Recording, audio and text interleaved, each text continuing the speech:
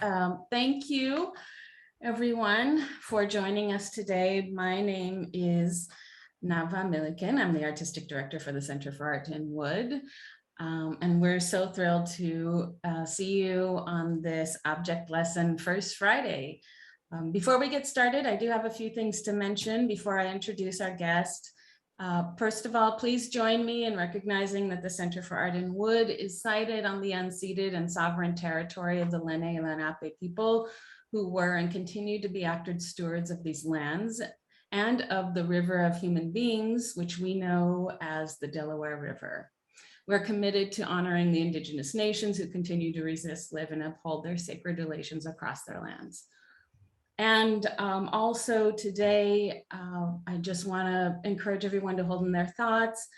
Those who've been displaced to the violent storms this week, hopefully everyone like us in Old City is basking in the sunlight after a difficult week. We are so grateful and very, very relieved that the center is safe and sound, and we hope you are too.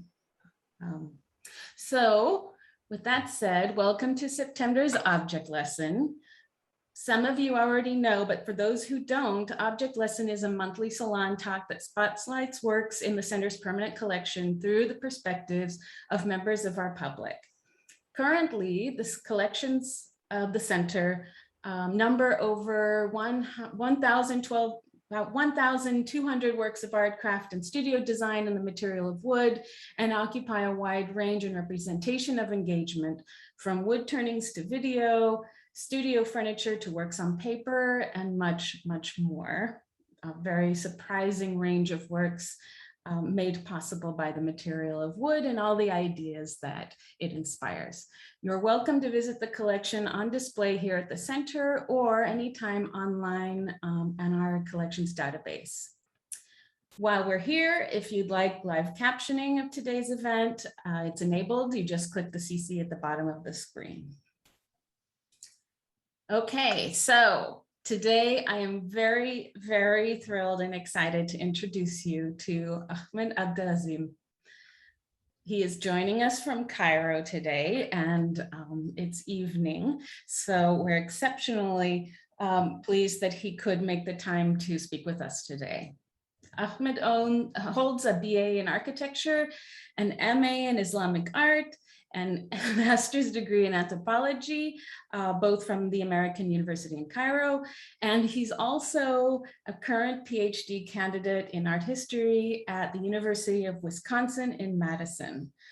His work examines the material and visual culture of Egypt during the second half of the 20th century. And Ahmed is particularly interested in the social life of objects and how discourses develop around them.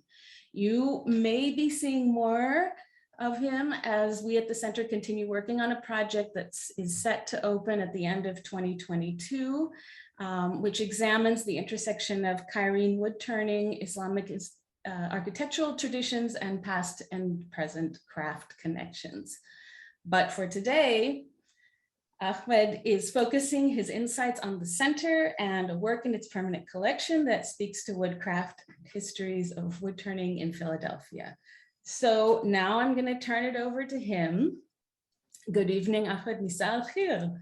Good evening, Nava. Thank you very much for this introduction. Thank you, everyone, for being here. I was just telling Katie earlier that I really wish if this was in person.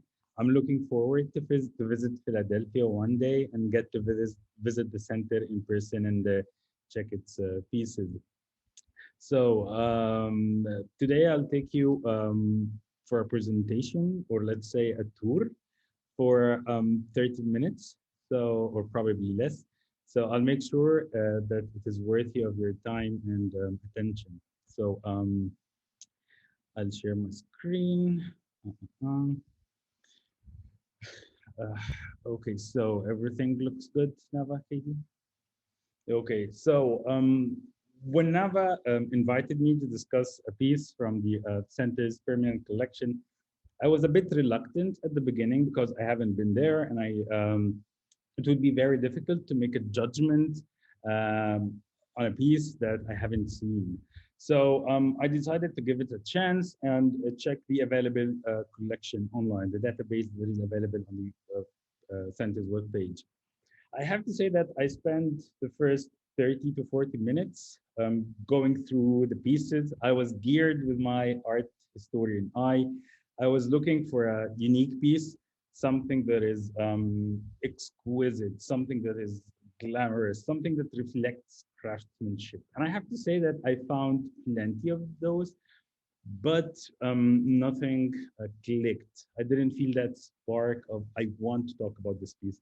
So I took a break and decided to go through the collection again, but this time I wanted something that connects with me as a person, something that is, as Ahmed, I could feel connection. And I have to say this time, it didn't take me any time whatsoever to figure that out. It was definitely the balusters designed by, or made by the John Grass Wood Turning Company. I have to say that choosing the balusters wasn't surprising. I have to say that balusters have been always there in my life, in my childhood memories.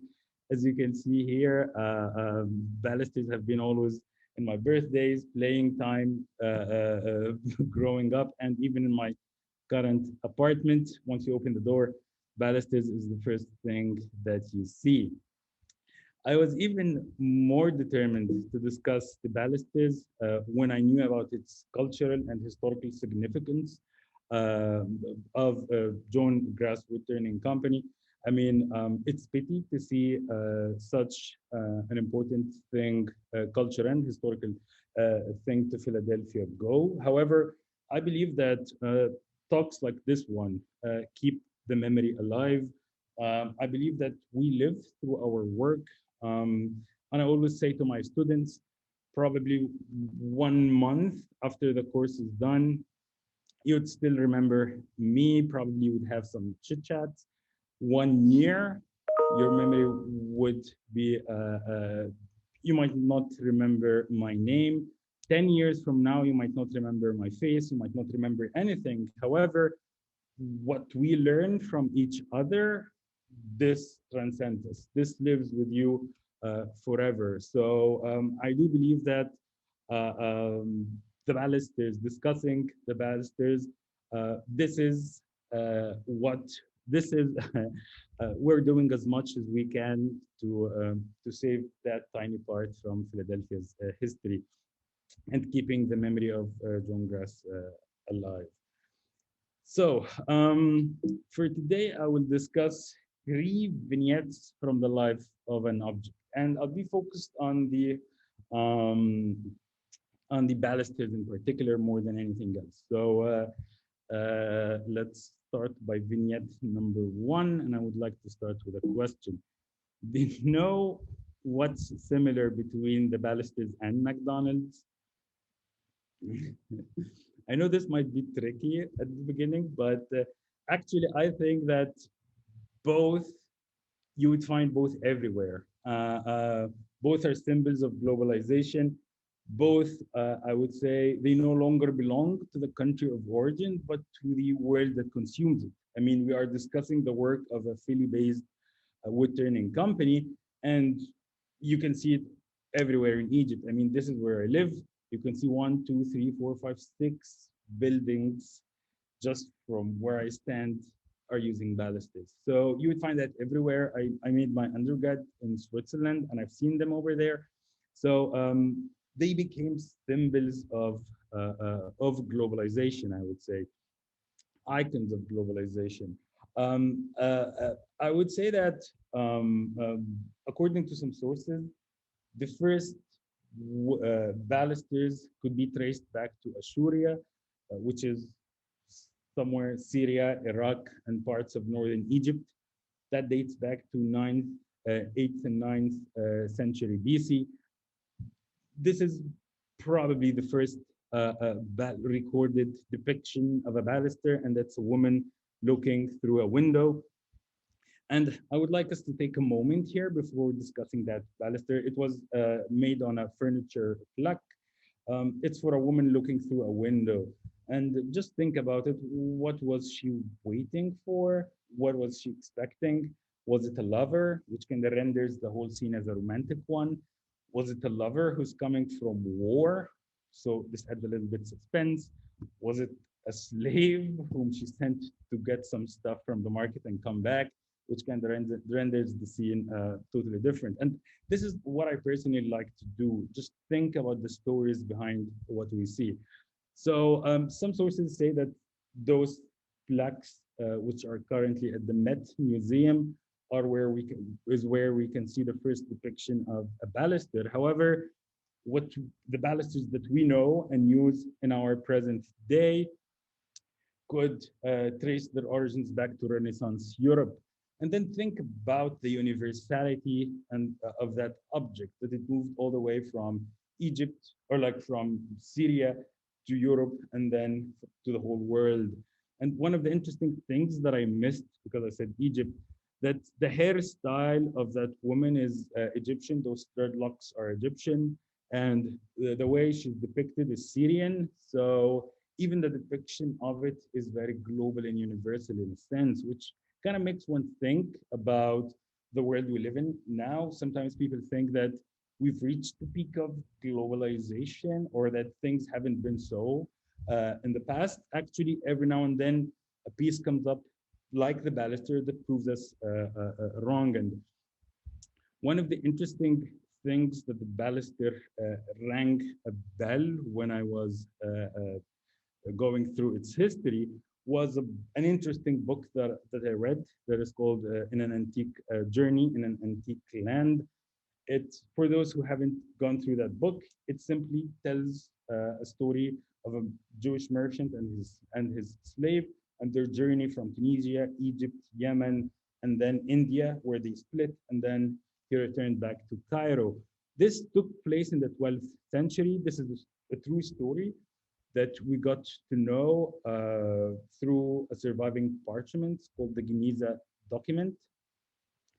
The interesting thing is that their story, the last part of their story, resides in Philadelphia, in the University of Pennsylvania collection. So it kind of draws connection. It's very interesting how to see that the world is connected through different by different ways, and it has been so since the past. I mean, when I looked this movement of people and how fluid it was, I kind of think about myself when I traveled to Switzerland or to the US, and you always feel that you're bugged by law enforcement officers asking for residence and work permits. It's just interesting to see that the world was probably much easier 1,000 years ago, where people could move, work, establish, and reestablish themselves every once in a while. So that's vignette number one. Vignette number two. Do you know what's common between the balusters and the packaging of McDonald's? I mean, I'm not hungry, that's for sure, but I have to say, this is what I do. I keep seeing connections to things. So one of the things that brings the balusters and the packaging of McDonald's together is that both go unnoticed. I mean, like many things in our daily life, I mean, like if you go to the supermarket, if you see a detergent, a shoebox, whatever, despite those things, people spend so much time designing those things in these packages, but no one considers. I mean, have you ever stopped to contemplate the beauty or the design of a detergent packaging, or that of a shoebox, or even the packaging of McDonald's? We don't think much about that. I mean, and very few are those who contemplate the beauty of a baluster. And honestly, if I was to design an exhibition on balusters, I would just supersize everything. I mean, for us to contemplate their beauty, the curvature, the skill that was put in them. I mean, people only notice their absence when they're not there. I mean, if you look to this view, you just said, you basically said, what a view. I mean, look at the view. Very few who would say, what a baluster, look at the baluster. People only notice them when they're gone. And just think of this view. If there were no balusters, this would be a, a, a very uncomfortable spot. I myself, I have a phobia from heights, so I wouldn't definitely be there. So people only notice a baluster when it is not there. People only notice the packaging of McDonald's when the waiter hands you the sandwich by her hand, or where you're asked to get a bag to put on the detergent. Balusters is one of the things that people only notice their existence when they're not there. So that's a thing. So, and it is also interesting to see how they're made. Actually, I'm very happy that I found this photo by Joseph Elliott. And this is from the John Grass Wood Turning Company. And this kind of shows how they are made.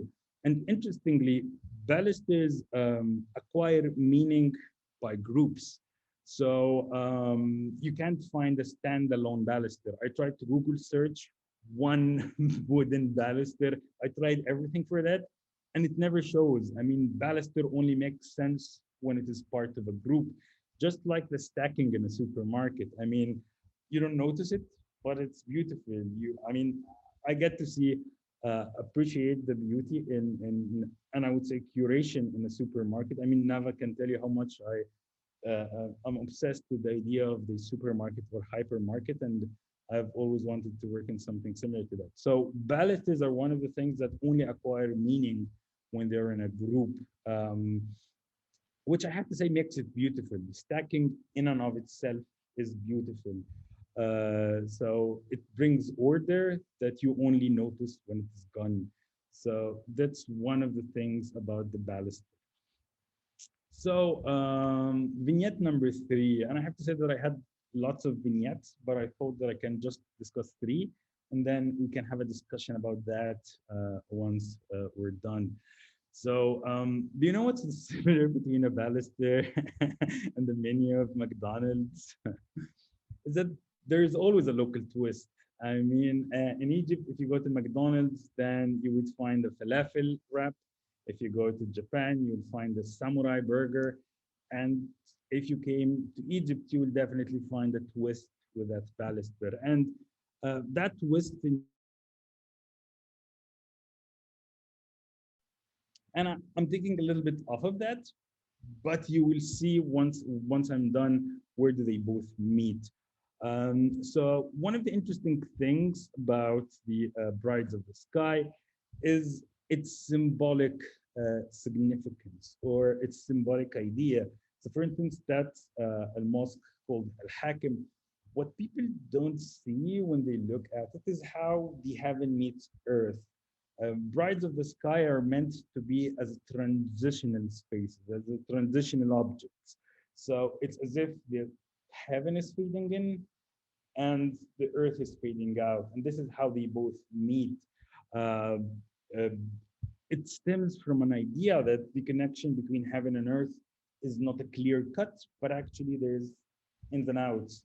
So it's a transitional object that allows something in and keeps something out. So if you think of it, it's as if heaven falls into the mosque. It shapes the void. That's what I'm trying to say. Those transitional objects shape the void. I mean, if you see here, if you look here, can you see the upside down fleur-de-lis? Can you see that kind of cross-like shape?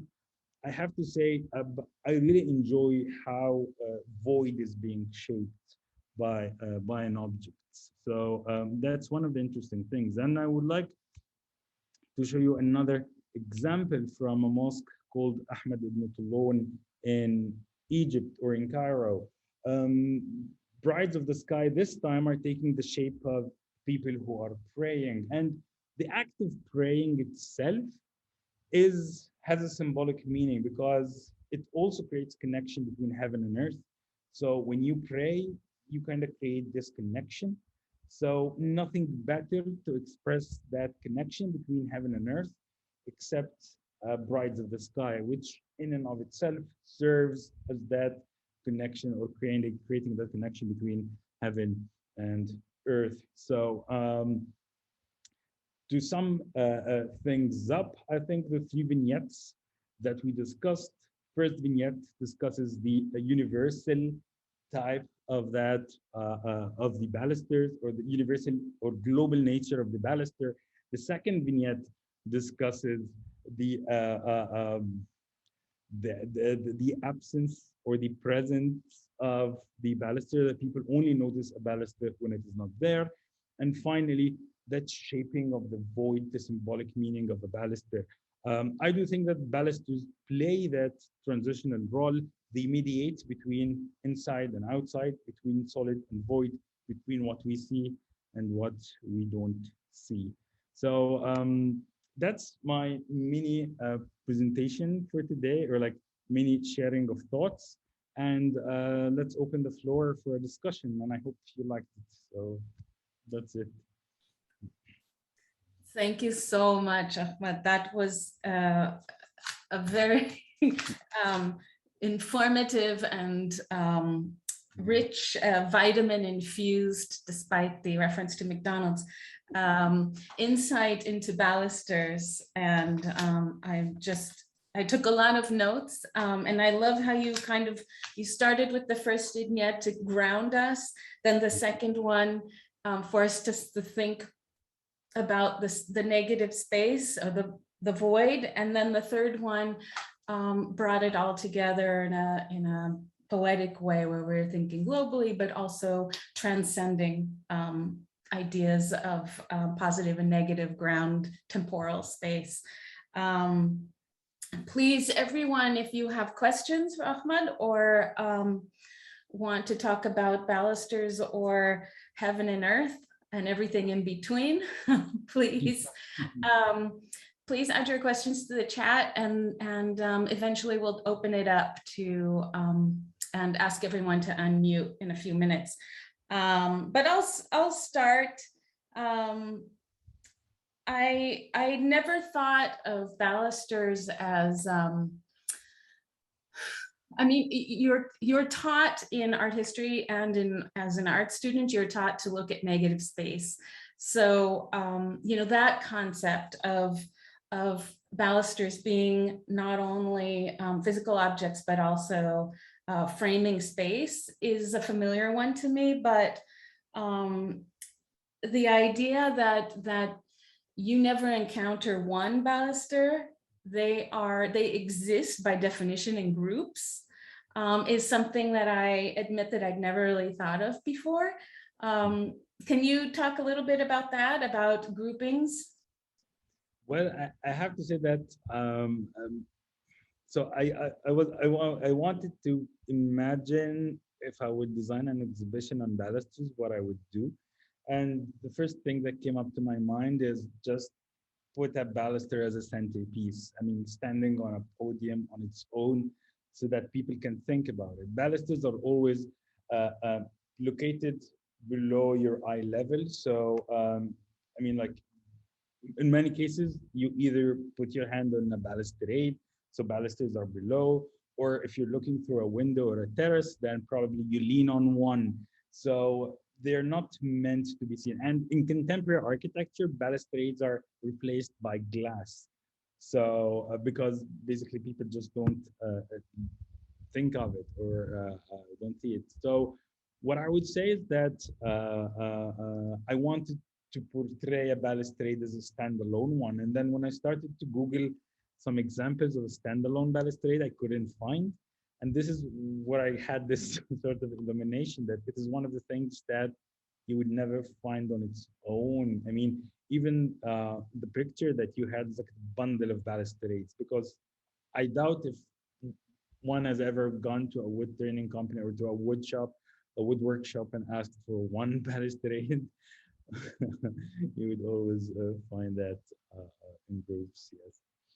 I do have one anecdote about a single banister, and that is, if everyone will humor me just for 1 second, because it's a very sweet story. There was a woman from northern Philadelphia who called never been to the center before, didn't know who we were, but just looked us up online and gave us a call because the developers in her neighborhood were stealing her banisters, which were wood turned, very possibly made by the John Grass Wood Turning Company. They were easily 70 to 100 years old, and she noticed that gradually they were disappearing, and she found out the developers in the neighborhood were building new kind of fabricated architecture, were stealing them.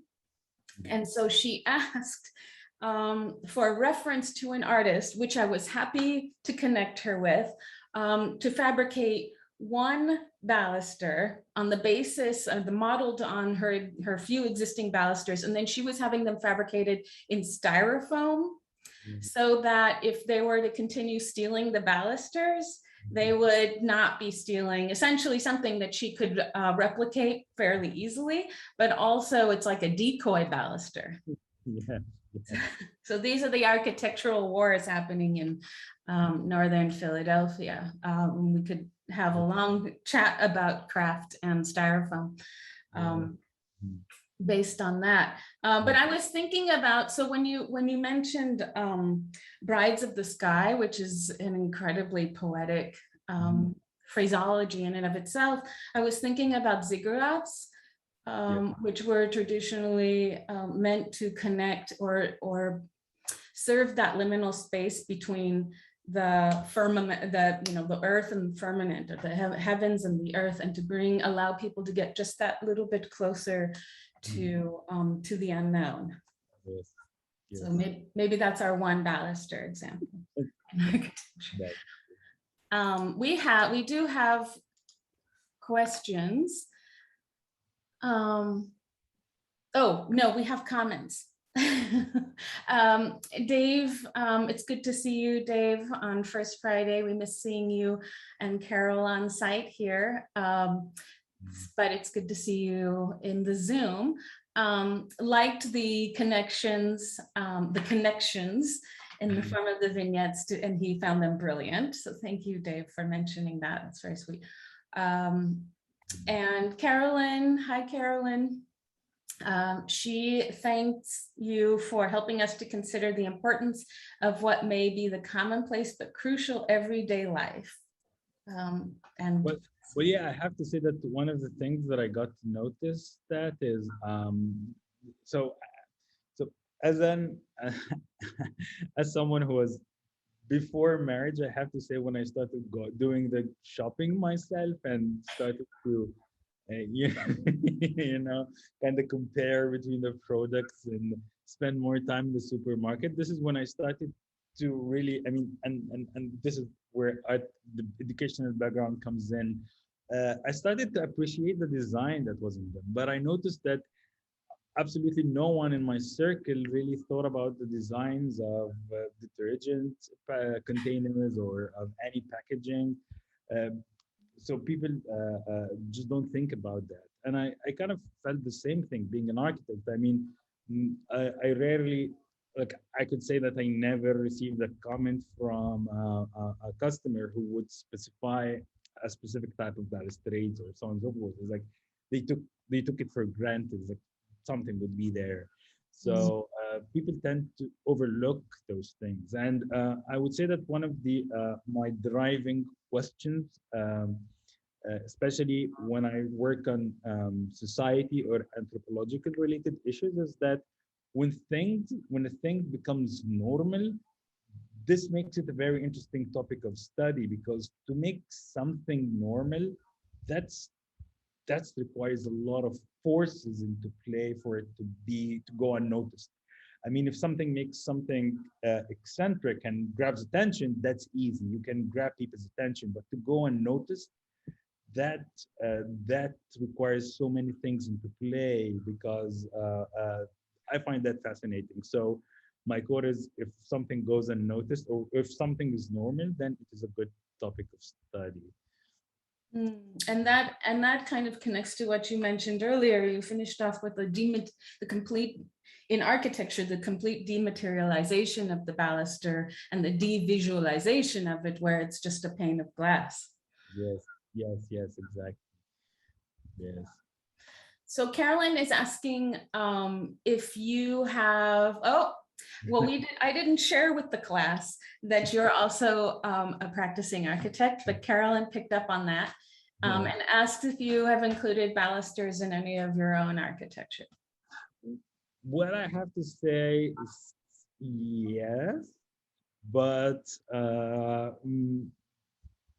the trend is to eliminate them. So especially young people, if I'm designing something to them, then or something modern, which is kind of what people would like now more.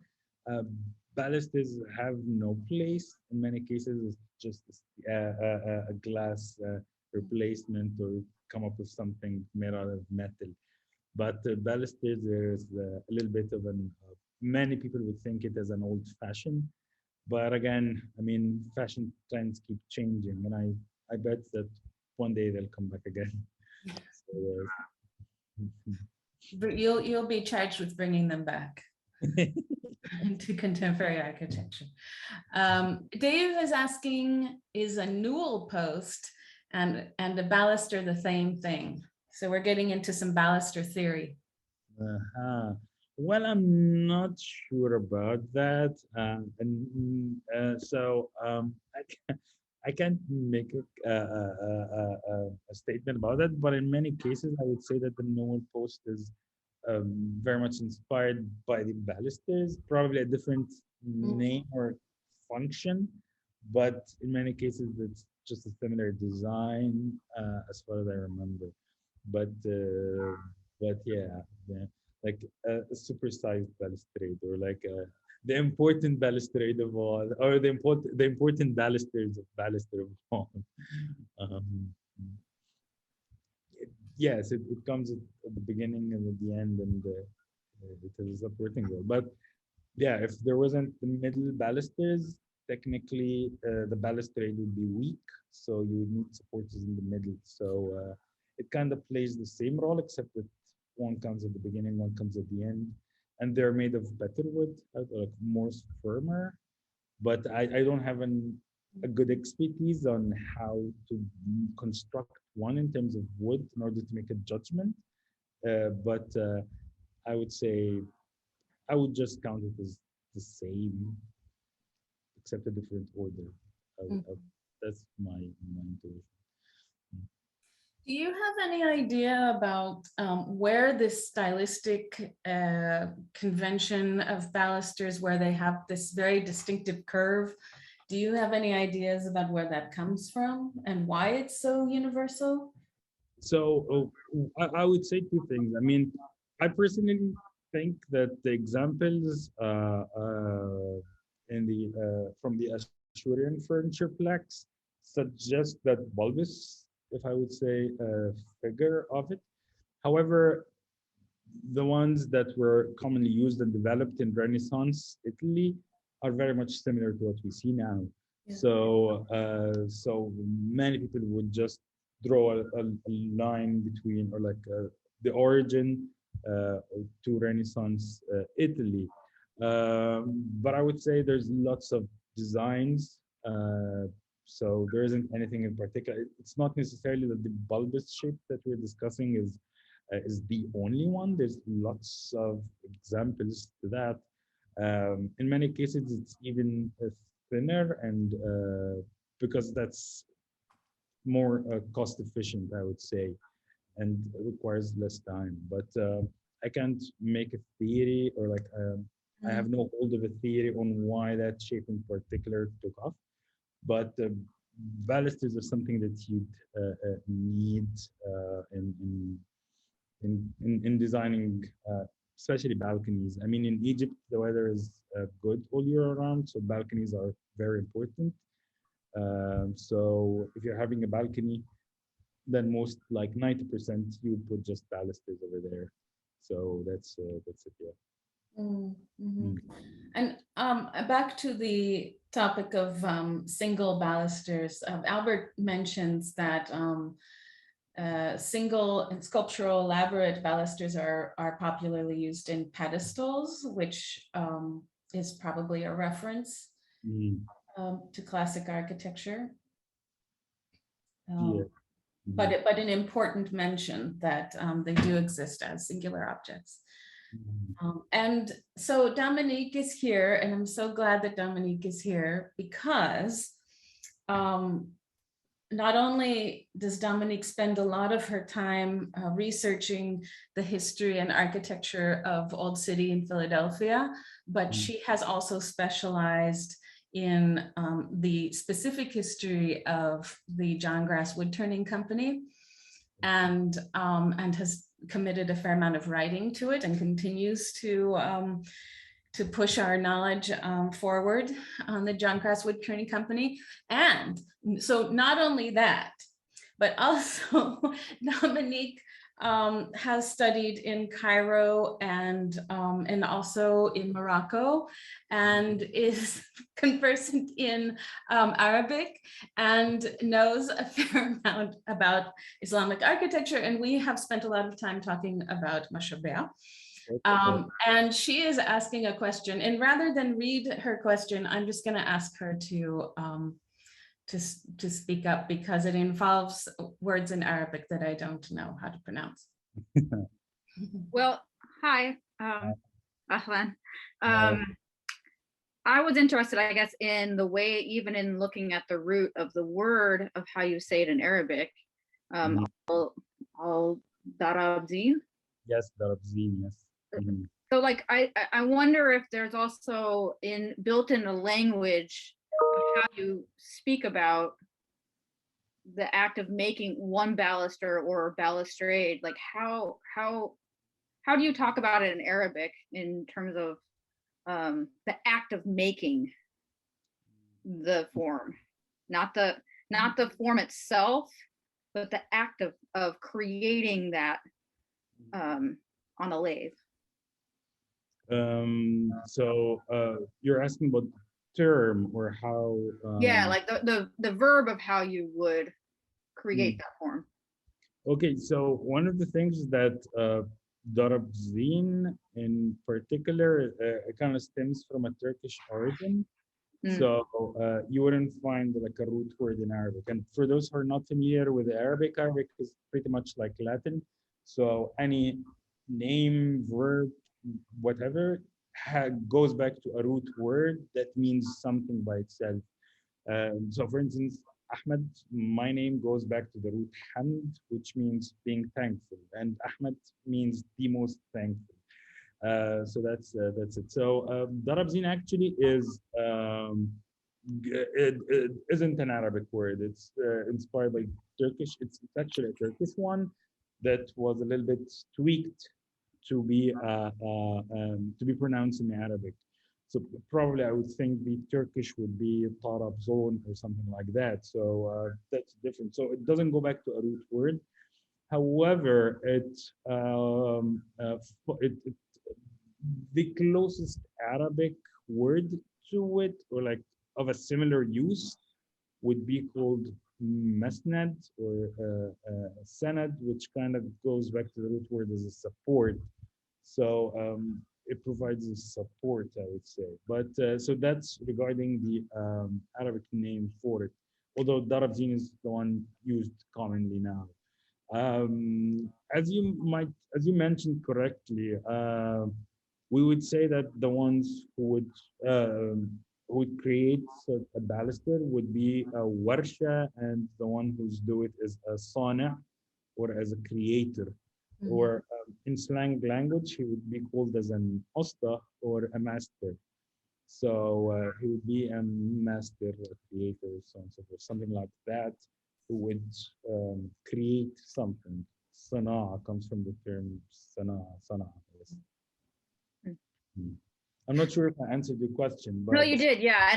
And then I wonder then if it's coming from Turkish, would that be during the Ottoman period?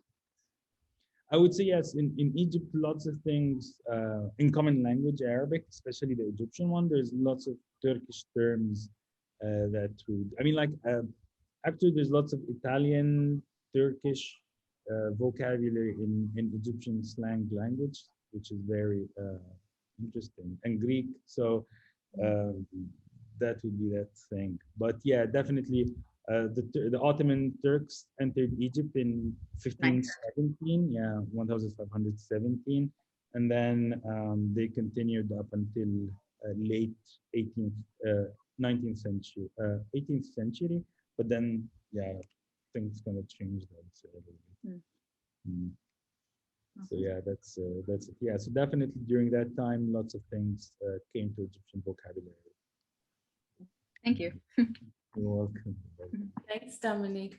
But Mm. but as in Egypt, the balusters that we're looking at would not have been wood turned. They would not have been made out of wood, correct? Which ones? Any kind of balusters were actually made out of stone or concrete, or would be made out of concrete now, right? So in the ones I found in residential architecture, like domestic architecture in Egypt would be totally different from the ones we just saw. I mean, they will not be bulbous, but actually very much inspired by arabesque or mashrabiyas. You'd find similar patterns, and then probably some thin wood supported, and then another plaque of mashrabiyas. So not a baluster in a sense, I would say. Yeah. Mm. Well, the initial image that you showed of this Syrian carving is going to be so important when we start talking about mashrabiyah. Yes. And I'm going to leave that comment right there. Mm. Well, I would invite everyone to unmute and say hello to Ahmed. This won't be the last time you see him, but we will show him Philly hospitality. If you have any questions, feel free to blurt it out. But before we do that, I just want to say thank you so much for spending time with us today, Ahmed. This is our first international cross-oceanic object lesson. And we are very honored that you are the one to deliver it to us today. So thank you. Thank you very much. I'm very happy to be here, and thank you very much for listening to some of my thoughts regarding a baluster and drawing some connections and just rethinking them. So thank you very much. Thank you. I loved your reference to McDonald's. It was very unexpected, and it made it really fun. So thank you. Thank you very much. I have to say, like, yeah, I mean, this is one I've been teaching for like 10 years, and I have to say that I noticed a discrepancy between what we as instructors think is important and what the audience finds interesting. So there's lots of academic books that no one touches because people think they're boring. So I thought, I mean, the history of balusters, I mean, like, if you're interested, I can send 2 articles, like 20-page articles to discuss that history. So I thought of bringing some personal insight and reflection in that instead of lecturing about the balusters. And I hope McDonald's helped deliver a message. Now you would be more appreciative of packaging. you might start thinking about those global objects that we have around that stand as a testimony to how global the world, the pre-modern world was, and yes, and how they play a role in shaping voids and the local twists and everything. So yeah, that's it. Patricia, you have your hand up. I apologize. I understand because of time zone change why it's at 3, but I was thinking it was going to be at 5 or 6. So I joined at 3:15 or a little later. So I missed a good part of your presentation. I'm looking forward to listening and watching the recording and finding out about whatever the reference to McDonald's was. So I speak in some ignorance here, having missed the bulk of your presentation, but I was curious with what Nava asked about referencing what you talked about with negative space. And I immediately was thinking of negative space in art and composition typically is is a physical concept or a representation of a physical concept if it's on a piece of paper or something. And it made me think, maybe because of the cultural differences that we're talking about, if there was in your mind a place or a relevance for a conceptual negative space that balustrades may have some influence in or reflect in their, through time and history of whatever you had spoken, if there's room or thought for that aspect of the conceptual aspect, whether it was social norms or societal or architectural norms for an area or materials, all those sorts of things. So I would respond using my architectural background on this. So sometimes when I design a building to someone, one of the first things you would ask is, or one of the things that I control aside of creating a space is creating how would you see the outside world. So I think Balusters and Brides of the Sky, if you look closely upon them, they kind of also shape how you would see the outside world. I mean, through creating a negative space. So what I was trying to say by drawing an example to Arais Sama or the Brides of the Sky in particular is that that drawing of or shaping of the void had a symbolic meaning, which is this is where heaven fades in and something fades out. And speaking of architecture, I mean, balustrades help me create what I would describe as a semi-public space. I mean, if you're sitting on a balcony and then the baluster kind of blocks the view in some way. So I can be sitting in a shorts and enjoying the view, but not totally exposed. But I know that people see me, but they don't totally see me. They see part of me. So it helps me create that semi-space or transitional space between what is totally public and what is totally private. And I like that transition nature of or how they help me create those transitional spaces where you can see bits and pieces of things. So that's, I hope this answers your question. Yeah, no, it does. Because it never dawned on me. I always think of it as a physical thing and I can see it where it helps shape the importance of the element you see because of the space around it. That it began, I realized ideas do the same thing. You can emphasize an idea or a concept by the physical. It's not just physical as a mental concept aspect as well, which you've explained so well. I'm looking forward to seeing the whole presentation again. I apologize, but I'm fascinated with it. No problem. Thank you very much for being here and for caring about that. But I hope when you watch it, you would like drawing the parallels with McDonald's. I'm looking forward to it. As soon as it's posted, I'm looking forward to it. We'll sit with a glass of wine. And a big snack. Dominique, you had a question. Well, I'm thinking back to Tahrir Square where there's a huge McDonald's symbol in that landscape. Yes. And I mean, it probably was one of the most transforming parts of Tahrir Square, and prior to the revolution. But thinking about that symbol as a singular crenellation, and then also it becomes an onomatopoeia. So it becomes the sound when even the way that if you have multiple symbols of the McDonald's arches come together and create a pattern, then it also becomes a kind of like there's such brilliance that's already embedded into the symbol itself.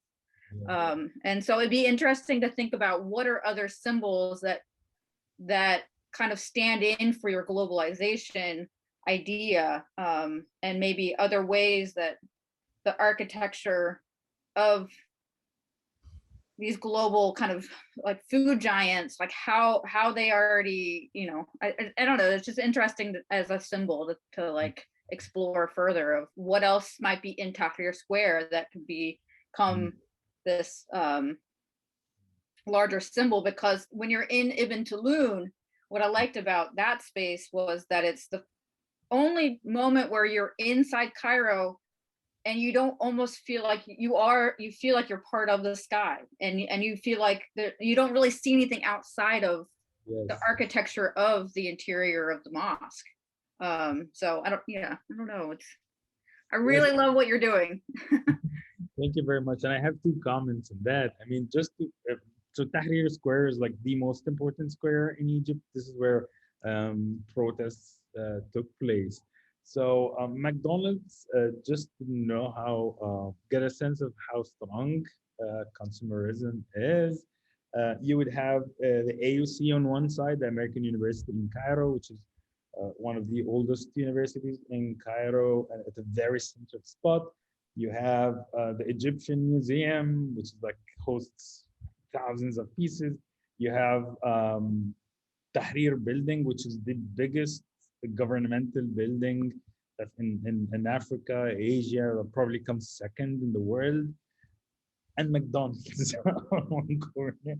So those are the like the government, the history, education, and then consumer comes at the corner. So that's something, and it tells a lot about that. So that's regarding McDonald's. Regarding other icons of or like symbols of globalization, I would say the Montblack Chair.